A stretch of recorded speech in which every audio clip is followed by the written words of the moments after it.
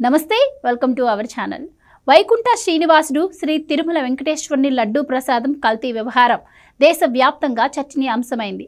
కేంద్రం సైతం ఇందులో కలుగజేసుకొని తిరుమల లడ్డూ ప్రసాదానికి నెయ్యిని సరఫరా చేసిన ఏఆర్ డైరీ సంస్థకు నోటీసులు జారీ చేసింది. కల్తీ నెయ్యి వ్యవహారంపై గతంలో తిరుమల తిరుపతి దేవస్థానం చైర్మన్లుగా పనిచేసిన వైవి సుబ్బారెడ్డితో పాటు బీజేపీ నేత మాజీ ఎంపీ సుబ్రహ్మణ్య స్వామి సుప్రీంకోర్టులో పిటిషన్లు దాఖలు చేశారు. అయితే ఈ పిటిషన్లపై విచారణ చేపట్టిన సుప్రీం ధర్మాసనం విచారణ కోసం ప్రత్యేక స్పెషల్ ఇన్వెస్టిగేషన్ టీంను ఏర్పాటు చేస్తూ తీర్పునిచ్చింది.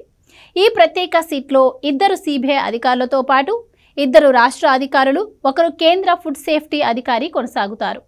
ఈ కమిటీ తన నివేదికను రూపొందించి ధర్మాసనానికి సమర్పించనుంది.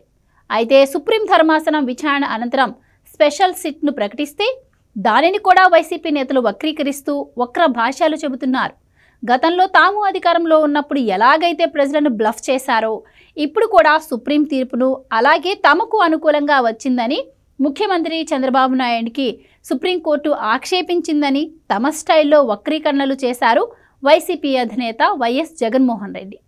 సుప్రీం ధర్మాసనం ఏర్పాటు చేసిన ప్రత్యేక సిట్ మూలంగా శ్రీవారి లడ్డూ ప్రసాదం కల్తీ నెయ్యి వ్యవహారం మొత్తం బయటకొస్తుందని టీడీపీ, జనసేన, బీజేపీ నేతలు అంటున్నారు. ఇక సాధారణ ప్రజలు, తిరుమల వెంకటేశ్వరుని నమ్మే భక్తులు సైతం ఇదే అభిప్రాయంతో ఉన్నారు. సుప్రీం ధర్మాసనం ప్రకటించిన తీర్పు అనంతరం వైసీపీ అధినేత జగన్మోహన్ రెడ్డి మీడియాతో మాట్లాడారు. సిట్ లేదు, బిట్టు లేదని, అసలు అక్కడ ఏం జరగలేదని, పైగా సుప్రీంకోర్టు చంద్రబాబుని ఆక్షేపించిందని పేర్కొన్నారు. ఇక జగన్ వ్యాఖ్యలపై కేంద్ర మంత్రి రామ్మోహన్ నాయుడు ఘాటుగా స్పందించారు. సిట్ అంటే ఎందుకంత భయమని జగన్ను ప్రశ్నించారు. సుప్రీం ఆదేశాలను జగన్మోహన్ రెడ్డి స్వాగతిస్తారని భావించామని, కానీ సిట్ లేదు, గిట్లేదని పలుచన చేయటం ఎంతవరకు సంస్కారమని ప్రశ్నించారు. లడ్డూ కల్తీ వ్యవహారంపై సుప్రీంకోర్టు, సిబిఐ పర్యవేక్షణలో సిట్ వేయడంపై జగన్ చేసిన వ్యాఖ్యలపై కేంద్ర మంత్రి మండిపడ్డారు. శనివారం రేణిగుంట ఎయిర్పోర్ట్లో ఆయన మీడియాతో మాట్లాడిన మంత్రి సిట్ అంటే ఎందుకంత భయమని ప్రశ్నించారు జగన్ను. సిట్ విచారణలో వాస్తవాలు నిగ్గు తేలుతాయని కేంద్ర మంత్రి స్పష్టం చేశారు. తిరుపతి నుండి ఢిల్లీకి ఇండిగో విమానాన్ని శనివారం కేంద్ర మంత్రి ప్రారంభించారు.